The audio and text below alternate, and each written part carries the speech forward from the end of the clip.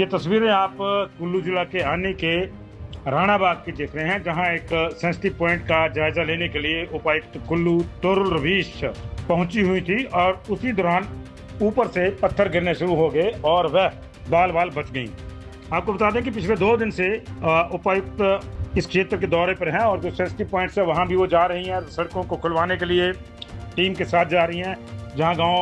में कोई नुकसान हुआ है वहां वो पहुंच रही हैं और उसी सिलसिले में आज वो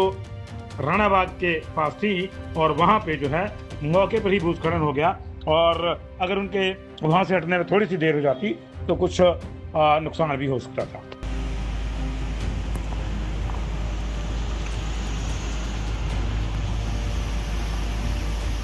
पत्थर आ रही थी थोड़ा मैम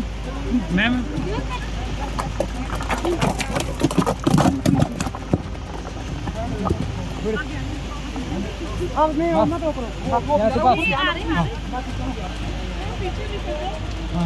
पीछे पीछे